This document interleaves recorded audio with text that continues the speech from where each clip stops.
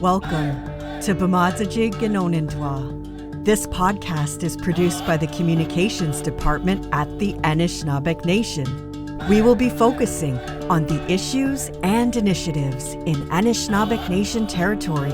I'm your host, Lisa Abel.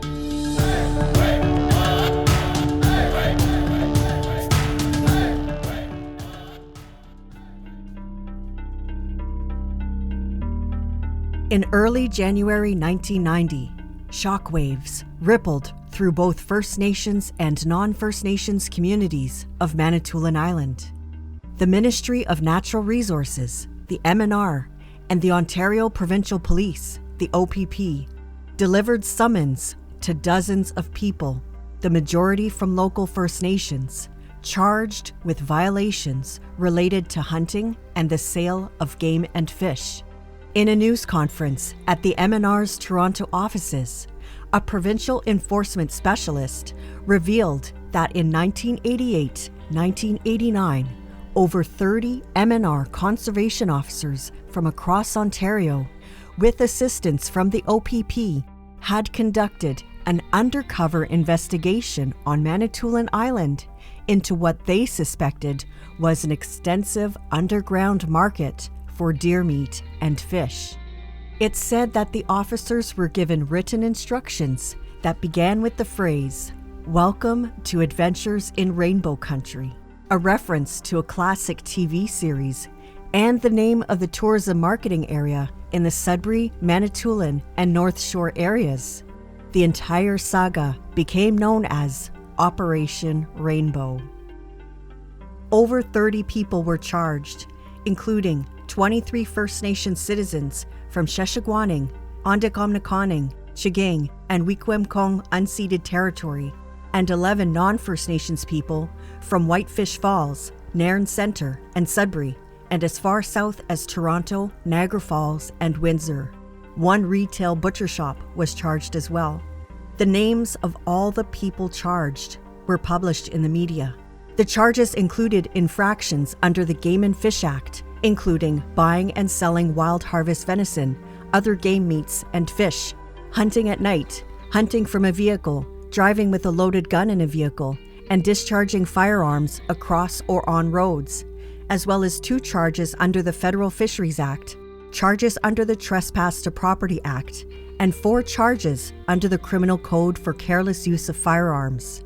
3 vehicles and hunting equipment were seized in a series of search warrants conducted at homes on the island.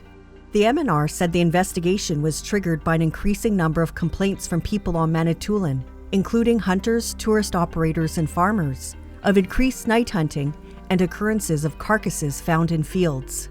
During the investigation, undercover officers purchased a reported 1,800 kilograms of wild game, which amounted to approximately 41 white-tailed deer, which the MNR claimed were illegally hunted, as well as meat from illegally hunted moose and bear, and almost 100 kilograms of commercial and game fish, including lake trout taken out of season. A district manager from the MNR told the Manitoulin Expositor in 1990 that the prospect of laying charges under the Game and Fish Act on an Indian reserve is a delicate matter requiring the permission of the Deputy Minister. A few years ago, conservation officers were issued a directive not to bother except under very special circumstances. The Deputy Minister was fully informed of the action ahead of time and had given his permission. Both the United Chiefs and Councils of Manitoulin Tribal Council and Wikwemkong unceded territory moved to secure legal representation for their affected members. Operation Rainbow impacted the relationships between First Nations and non-First Nation communities on Manitoulin in ways that continue to reverberate today. For this podcast series, I read through many news articles related to Operation Rainbow, as well as reports describing the historic relationship between First Nations and the Crown and how it impacted our Anishinaabeg ability to exercise our Aboriginal and treaty rights to hunt and fish in our traditional territories. Yet, the memory of Operation Rainbow is still alive in many Anishinaabeg Nation citizens and leaders who experience these events. From our perspective, MNR enforcement wasn't uniquely about uncovering a poaching ring, disrupting an underground economy, addressing unsafe hunting practices, or acting against the depletion of wildlife. Operation Rainbow reflects a long history, going back to the 1850s, of outside governments interfering with Anishinaabe control over natural resources. At its core, it highlights a fundamental conflict in how treaty rights are understood. Provincial policies imposed harvesting regulations that failed to recognize Anishinaabe cultural practices, traditional economies, and community needs. These actions weren't just regulatory, they created pressure and intimidation, discouraging people from exercising their inherent rights to hunt and fish.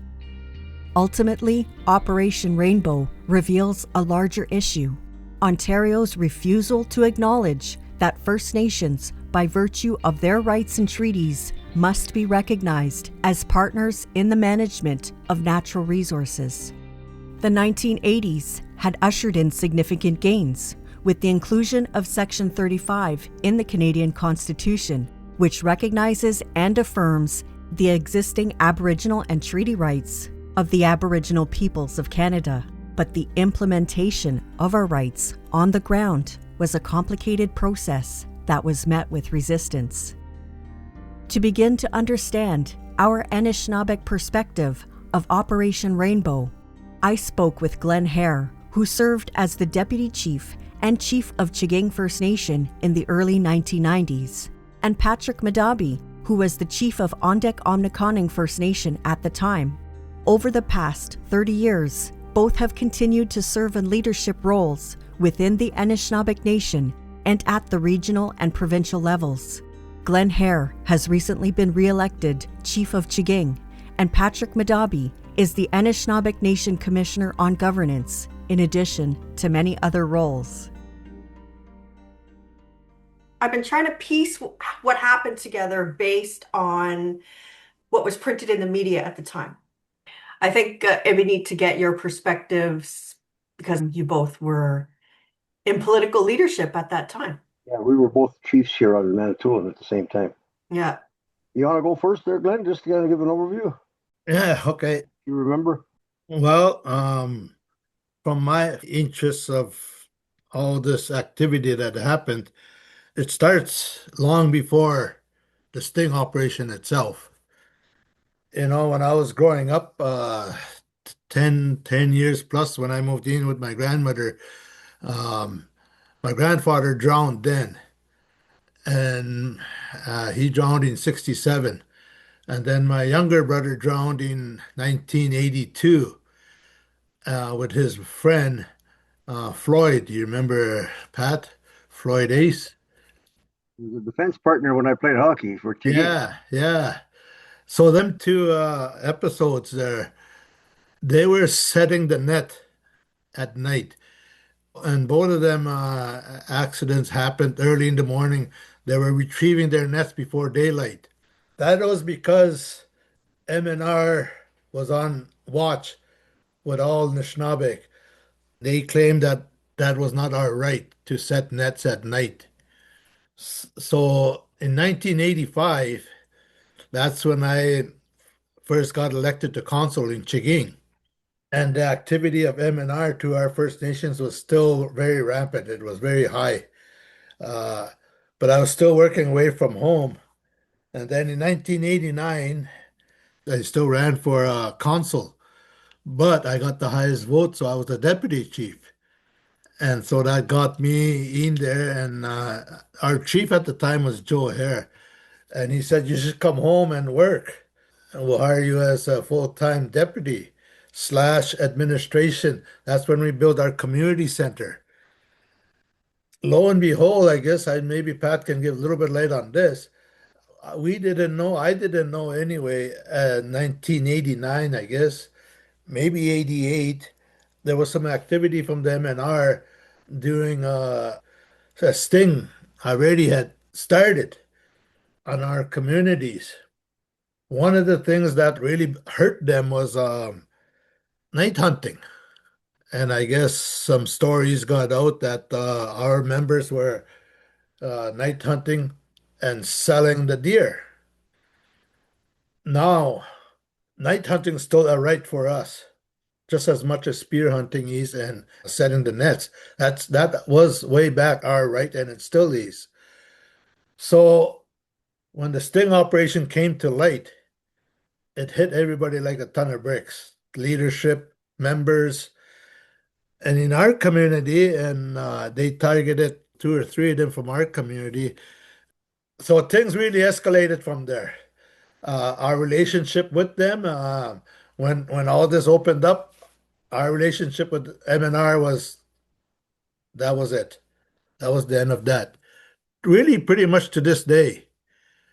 Like Glenn has outlined, this harassment goes back a long time on many fronts. They were after us for things that were well within our rights, like spearing of fish, night hunting, deer hunting, moose hunting. And moose hunting is still a problem. Incidental cabins. And ironically, after all of the court proceedings and everything, nothing really came out of this in terms of, anything diminishing our rights or MNR, winning anything. We have a situation here where we had the old guard conservation officers.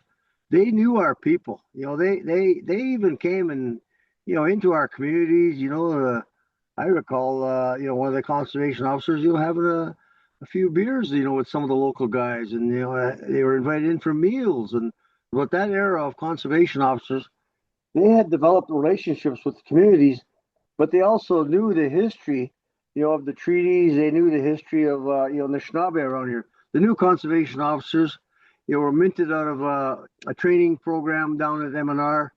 They had no orientation about First Nations issues of any significance. When they started this sting, basically entrapment of our people, here's the ironic part. It said that they take 8,000 to 10,000 deer out of Manitoulin in terms of the non-native hunt every year. That doesn't factor in the hunt on Manitoulin of regular hunters or farmers that sometimes hang 3 or 4 deer up in their barns. You don't see those numbers anywhere. And yet there was this false narrative out there that First Nations had a poaching operation of such a significant magnitude that they had to call in undercover officers and people from all over to come into our communities. The undercover operation took place in 1988, 1989, and charges were laid in 1990. Several non-First Nations people went to court and pled guilty. In September 1994, after a few delays and appeals, the trial of the remaining defendants, mostly First Nation citizens, began in Gore Bay, the government and judicial seat of Manitoulin Island. Due to the expected length of the trial and the large number of defendants, legal counsel, and witnesses, the proceedings were held in a makeshift courtroom at the local curling club. There was widespread interest, and the trial was attended by both First Nations people, local citizens, and a contingent from the Ministry of Natural Resources. The trial began by hearing the Crown's evidence and witnesses for all 22 defendants. The court heard that before the undercover operation even got started, conservation officers in charge of the project checked in with the Crown attorney for the Sudbury and Manitoulin area. They wanted to know how far could they go in breaking the law, such as game, fish, migratory bird, or liquor laws, to stay undercover. The Crown attorney told them he was prepared not to prosecute if they had to break certain wildlife laws, like the Game and Fish Act or the Migratory Birds Convention Act, to maintain their cover.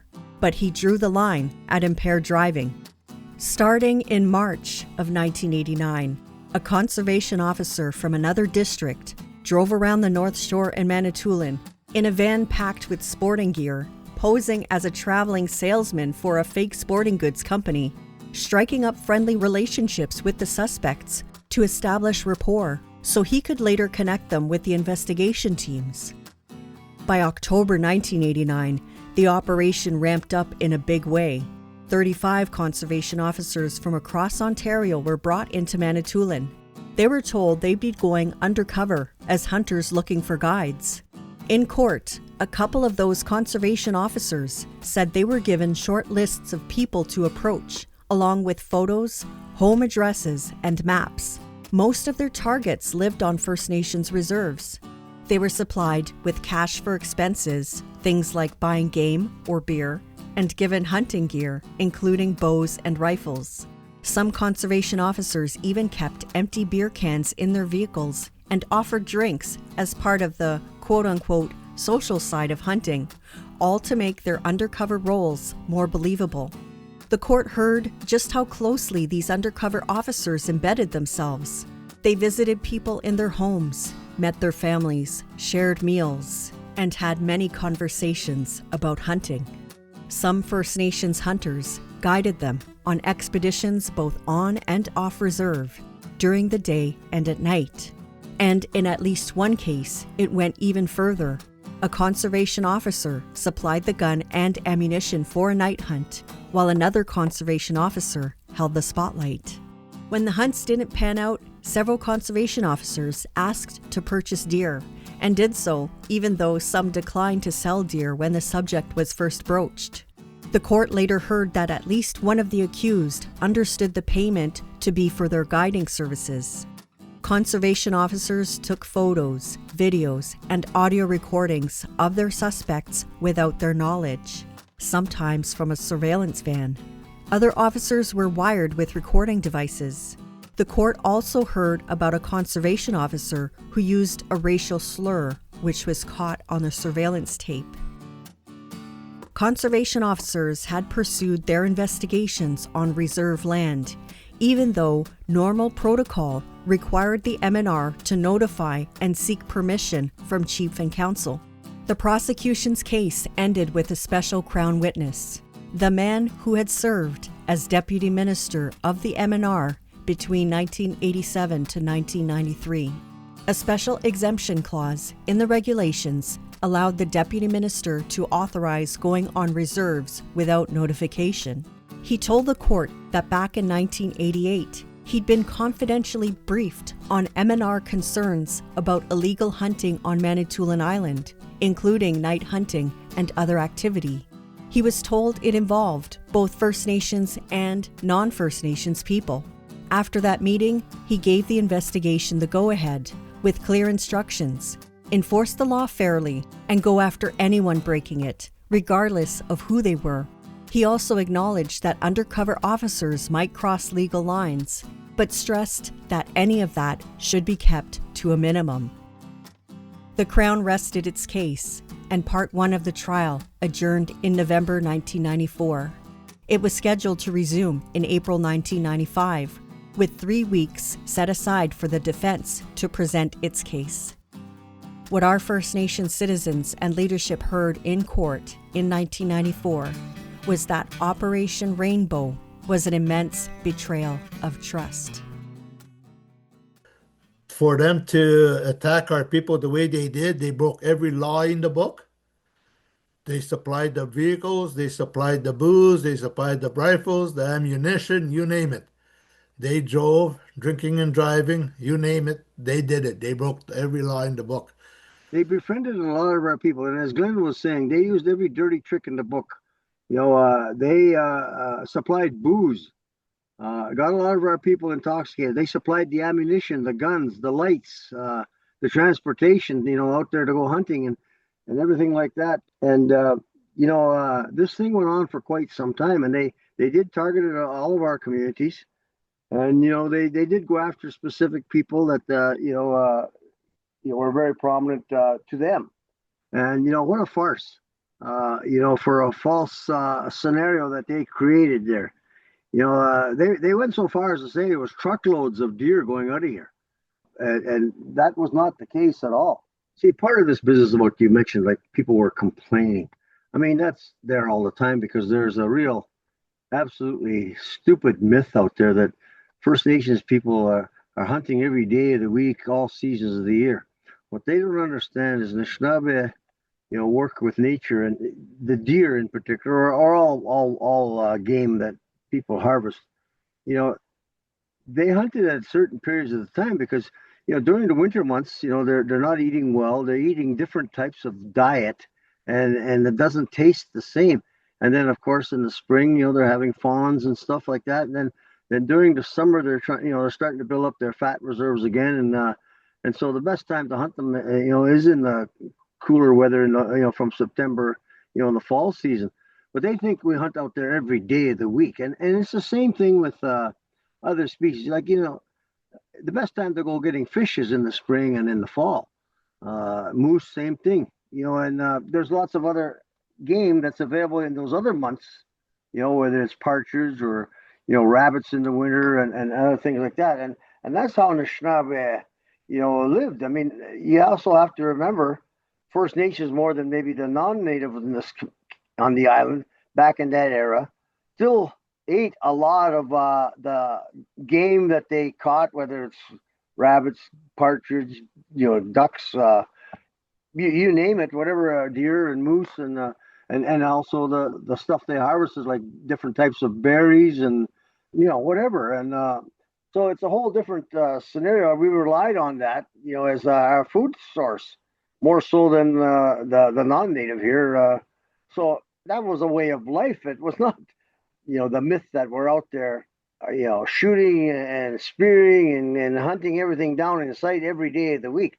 Now, I will say, in every society, there are people that abuse, and we have this term, I know Glenn and I have used it lots in our political careers, that with rights come responsibilities. And that's what our elders and our uncles and everything that taught us to hunt, always said, only take what you need. Don't waste anything. Use as much of the animal as you can. I mean, all these teachings were part of the fabric of our hunting. It wasn't just go out there and shoot everything in sight. Now, there's some stories. I don't know whether we should tell them now or we got some time to tell them, but there's been, a few incidents that happened, during the entrapment period. I don't know if you want me to comment on them now or after, but I recall a couple of them that were very, comical in a way in terms of the amateurish way, to a certain extent, how these officers were operating. But anyway, if you want me, I can just a couple of quick stories. I guess maybe Pat, I think you were referring to when you say some of these off the cuff stories. Yeah. Like one of them in Shishawning, when they were driving down the road, the gun went off in the cab and hit the side of the motor. And the other one, they hit the bicycle reflector that was outside the house. Those kind of things. And there was quite a few of those kind of funny things to them, I would think, when they occurred. That was actually my uncle that fired off that gun at a bicycle reflector. Uh-huh. He was get your square B. He was really. Yeah. I mean, he told me this himself. They were shining the light around, and he saw what he thought was the eyes of a deer. He was pretty heavily intoxicated by that time, because this guy was supplying him booze. Yep. Intoxicated to the point where he didn't even get out of the truck. He fired right across the in front of the M&R officer's chest and shot, and it kind of deafened the guy for a while. With the shot of an enclosed area, with quite loud with a high-powered rifle. Yeah. And when they investigated, it was a bicycle reflector. So lots of different things like that happened. Crazy things, and I don't think I attended all of the court sessions myself. Again, rooms were packed. It was hard to get in, but sometimes as what happens in courts, people will say something that is quite comical. In a serious situation, it's just the way things unfold. It's like comedy of errors of these folks that hunted and with these guys supplying the booze.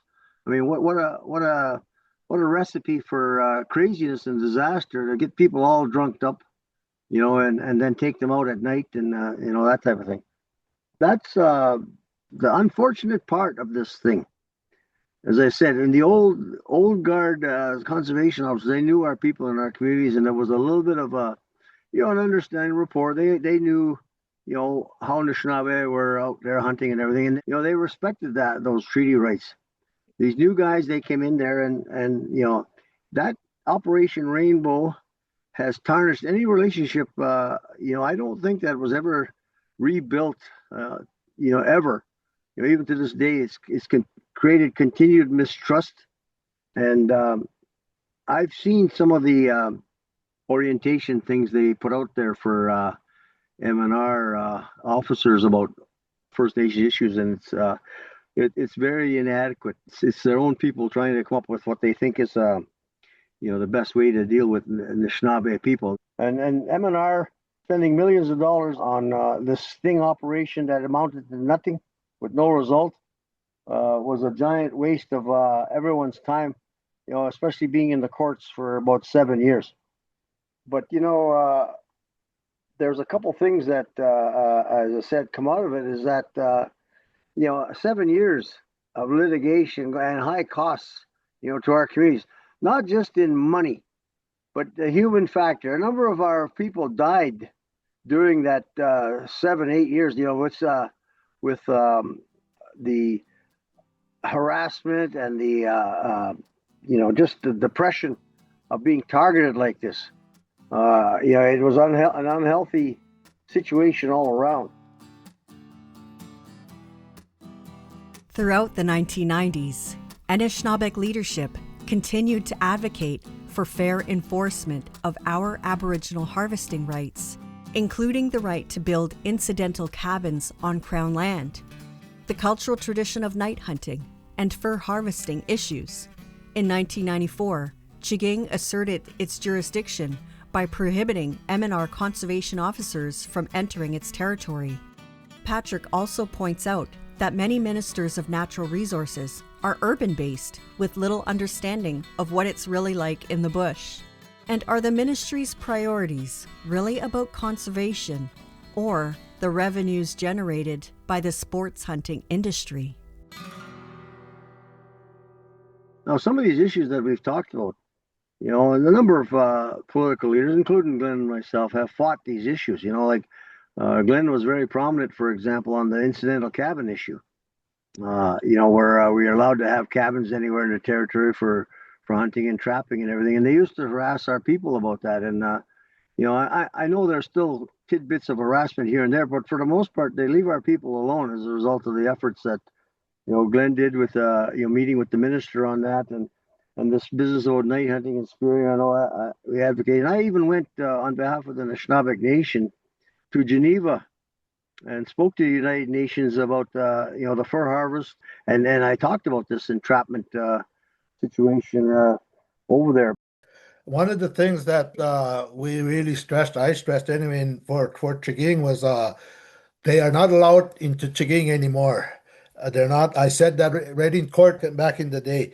They're not allowed to come unless they go to the leadership, to the chief first. If they want to do business of any kind in the community, they're not to bring any sidearms with them, none of their fancy chrome shiny trucks, nothing like that. You just come in, just a regular person and all that. Otherwise, you're not allowed. The only time you come to our First Nation is because of the Trans-Canada highways comes through it. Otherwise, the rest of the property is ours. When Pat talks about the incidental cabins, yes, and that's still an issue. They kind of recognize our position on incidental cabins today, but it's so sad that in the Superior region, they still attack the communities up there, though. And I wish that someday soon, someone would get up and stand up to these MNR bullies up there, because it is, again, one of our rights. And what I came to learn here, when they attacked us on incidental cabins, everybody fought back. And they fought back because they were fighting them. And I said, listen, leave us alone. Leave us alone. If John, Dick, and Harry and whoever wants to build a cabin, let them build it. It is their right. But if you fight them, you're going to get 20 more, 50 more of them individuals. They will go and build. Today, I think us here, I think I'm pretty close there's probably only about four, maybe five incidental cabins on Crown land up north of 17, north of Massey. So see, I think if they kept on fighting though, we probably would have seen 40 of them still fighting yet today. We have, probably half a dozen cabins up there. But at one point, they tried to dig a big ditch to stop access on the road. Yep. I sent heavy equipment up there, and we dug into the side of the bank and fixed that ditch to allow the access. So then what they did then was they put a gate up there and with a lock, a big padlock on it. And the guys asked me what to do. I said, shoot the lock off. And after several locks, they finally gave our guys a key because they were trying to. It wasn't just Anishinaabe up there going through. There was non-native people, going into the territory hunting illegally. We at least we were hunting, within our rights, but they weren't. So they were trying to stop everybody. But for us, they finally gave our guys a key, and it took several locks that got shot off the gate before they realized they weren't going to stop us. So Pat, do you remember the minister at Queen's Park back in there? I forget her name. Yeah, I do too. And here's the ironic part, Lisa. They've had a couple of, pretty well most of those ministers that are there. They're urban people that have probably never hunted a day in their life. And we were dealing with ministers that really had no experience in the bush. They had no experience of the reality of what it is with a hunting issue. They were just relying on their conservation officers to tell them.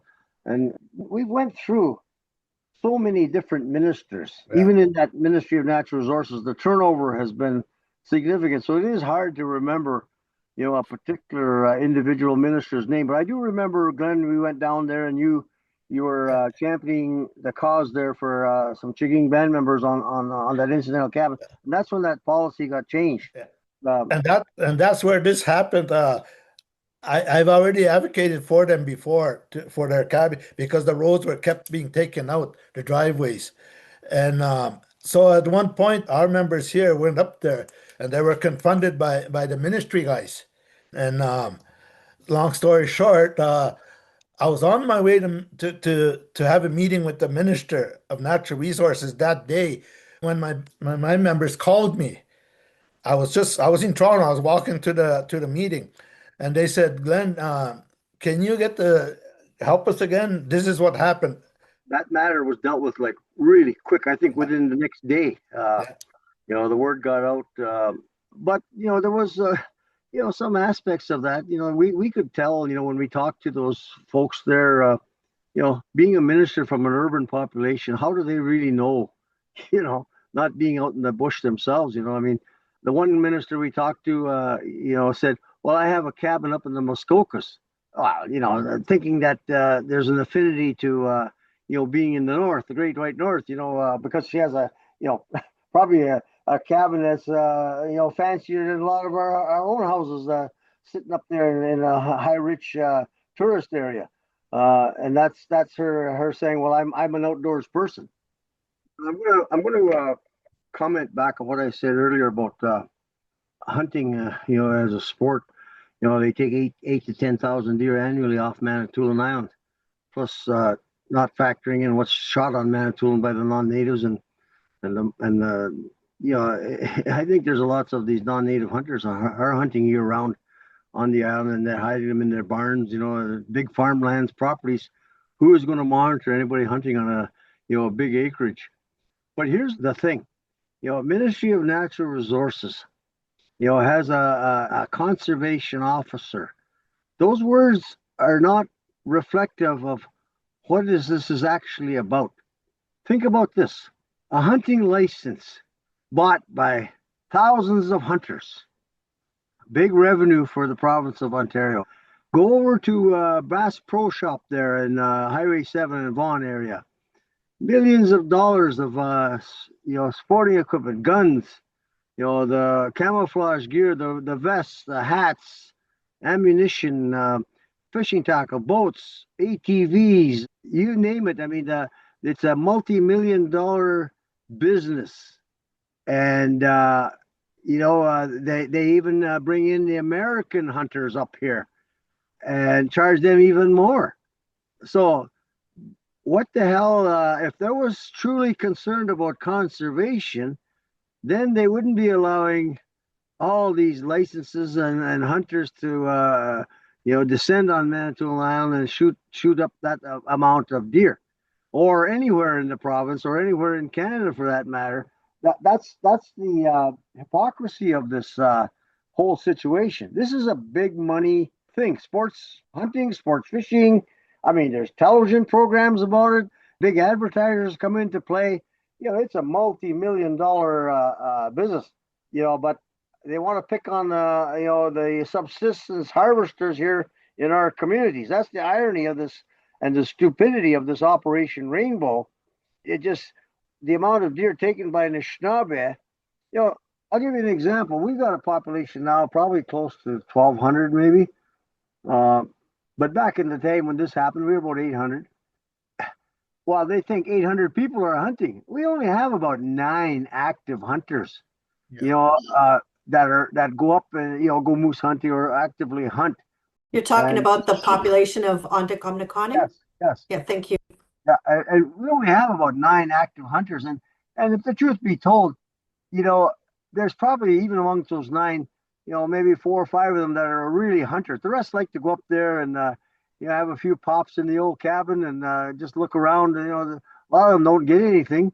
It's almost the same. It seems to be the same guys, getting the animal each year, and they share it around. Like I haven't hunted in probably 30 plus, maybe even 40 years now. I used to hunt with my uncles. We did fishing and hunting guiding for parties from West Virginia, Southern Ontario, Michigan, Ohio, different places. And we went moose hunting, bear hunting, deer hunting, and and we only shot again enough for that particular tourist to take home some game. Again, we weren't out there shooting everything in sight, and those folks were all licensed property, and it was done properly. And same thing with even back in our days of guiding fishing, we had a standing rule amongst us guides. Back in the day, the fish were quite good-sized fish. It was nothing unusual to bring in a 36-pound northern pike, 40-pound muskie. 20, 30, 40 pounds was the average size. But we had a standing rule. Anything under 10 pounds went back, a release, because, again, we wanted them to generate more fish. And again, we only took as many as we needed. We didn't fish, and say, oh, we can brag we brought 20 fish home. If we needed 6 or 8, we brought 6 or 8. We didn't bring 20 or 30. And that's just the way. I mean, even today, I'm still an active fisherman. I'm a sports fisherman. I'll bring home 2 or 3, pike or whatever it is, and most of the time I'm giving it away to some of the elders that don't get fresh fish around here.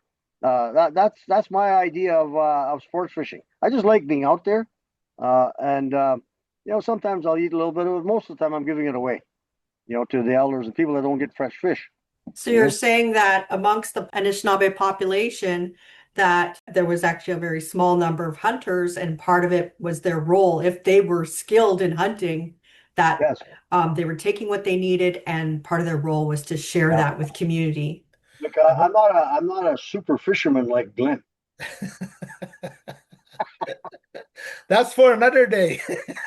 And there's a whole story behind that commentary, Lisa. I'll have to get out on a boat with you in Chigin, Glenn. Good life insurance first. Yeah. As mentioned, Operation Rainbow was a breach of protocol. Anishinaabeg have their own community standards for hunting and fishing, and both Glenn and Patrick said it was important for the MNR to respect community leadership, to deal with inappropriate behavior in our established ways.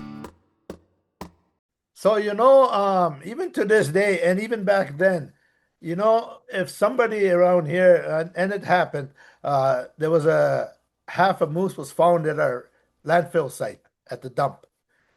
And MNR, he was going to try to investigate that matter. When I got wind of it, I got a hold of them and him.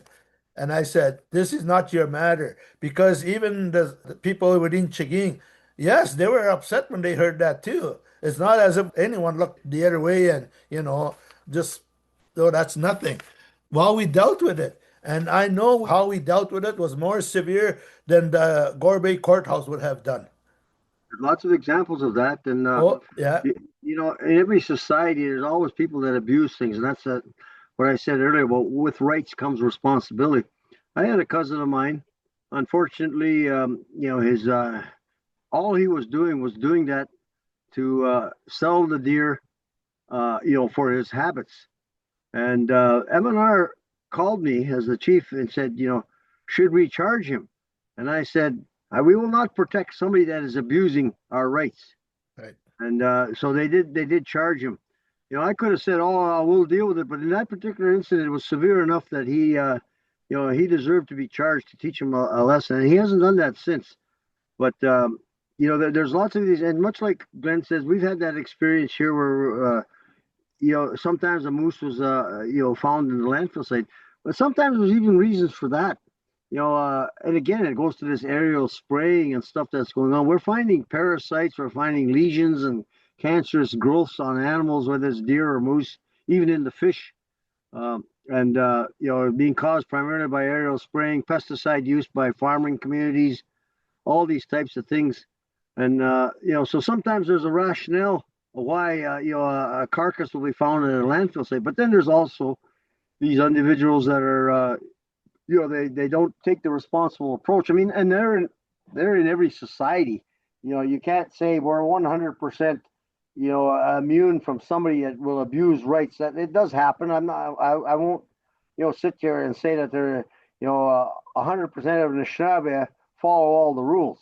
But I think it's a darn good number, compared to the non-native society of, who abuses these rights out there, because you see people breaking the law all the time. So what Glenn says is right. When we hear of something that happens, abuse of our communities, our people make sure that person knows well about it, and it's frowned upon. And we had even another incident, which is another thing. We've been using our islands surrounding our community extensively, and one guy was leaving his garbage, kind of making a mess over there. And MNR took pictures of it and everything, and of course, we told them we'll look after it. So we made them clean that whole area up. And that's how we would have dealt with it. They would have just went to court and charged them. And what would have come out of that? The place would have probably been left with all that garbage over there, and they would have got a fine. And to find these people who were poor in the first place doesn't really help them anything. But Glenn's right. Our people will generally deal with it in the proper manner. So we don't know, I don't think anyone has ever told the public how much the government actually spent in money to do what they tried to do. I bet you it was in the millions. Oh, for sure. And I'm sure it's in the, maybe if somebody went to the access to information thing, they could find out. But you're right, Glenn, to come there with undercover officers, the overtime, vehicles, ammunition, lights, booze, even, it is significant because that just didn't, and then over a 7 or 8 year period. Yeah. The court costs, you go into that court, they had reams of lawyers in there. It was, you're Deb Ware, Glenn, you're talking millions of dollars. I wouldn't hesitate to say that's probably, and I'm just making an estimated guess. I would say probably in excess of $20 million. Yeah, for sure. If not more. And one thing about it, as we going to the end of our stories here, I can say in front of anyone, I can do it anytime. And we all still walk with our heads high. We did nothing wrong to this day in regards to that whole, I'll say 10-year episode with the government. To this day, I want to really believe MNR to Chiging and to all the communities. I hope we still have a great deal of respect with each other because of what happened. Because if something still ever came up, even after today, I would go to fight. Because again, our rights will not be taken away through the court system by any stupid activities as such. That was so wrong what they did to our communities, to our people. That was so wrong. I know some of our elders that did pass away probably would have enjoyed a few more, if not years, then certainly months. But this took a toll on them. It took a toll on them right to the end. So, yeah, that's how that came to be, to the end of it, somewhat. Wow. Yeah. So Lisa, you can see in Glenn's voice, and I share that same sentiment. Here we are, 30 plus years later, and there is still, a bitterness in my mind, anyway, of this entrapment and a total unnecessary farce that this turned out to be in terms of a sting operation and the tactics that were used. And I think it's been irreparable. That relationship that we had, with the old guard MNR has been destroyed. I don't think they'll ever rebuild that trust again. And that was the sad part of it. Like I said, Glenn pointed it out. We lost a number of our people, with the trauma, of enduring 7 years of court. And a lot of these people were poor people that they targeted as well. Some of the people that, had their issues with alcoholism and various things like that, like pick on the weakest. That to me is, it just leaves a bad taste, in the whole scenario here of, seek out these people that have addictions, people that are poor, offer them money, offer them booze, and take them out there on the land, and then charge them. It is just, I don't even have the right words for it. It's so stupid, and unnecessary, and then so I'm saying here we are, and Yeah. the fact that you've brought this up for Glenn and I has probably triggered us again. We'll be in trauma now for the next few days.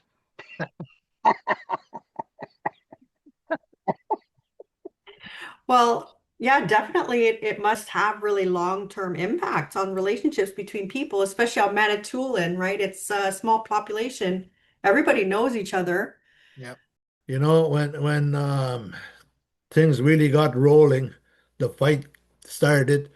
We had all our elders, leadership, members from all the First Nations on the island, including Birch Island. We got into the fight. We were all on the same page. There's no number of us now. I don't know who's left from Pat and I being the chiefs at the time, but a lot of them are gone now. But we all stood firm. We all voiced everything. We participated right from the get-go, right to the courts.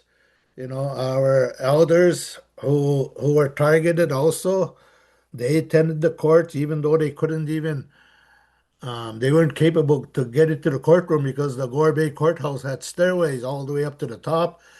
When one of the times when came to shove, we wanted our elders to speak for us because they wanted to speak. So I guess the other thing too, for me anyway, and I think for all of us, and I still to this day I hold former National Chief Ovid Mercury for his support because every time we called him, he showed up in person. It wasn't not by telephone. I support First Nations on the island. No, he was here in person. We did community sessions with him, and so I give him a lot of credit for that to this day.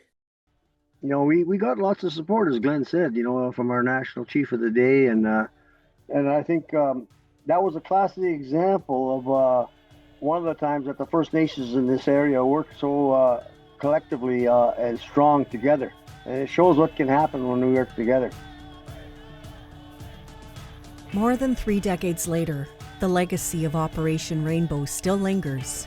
What began as a wildlife enforcement investigation became something much deeper, a flashpoint in the ongoing struggle over Aboriginal rights, jurisdiction, and respect.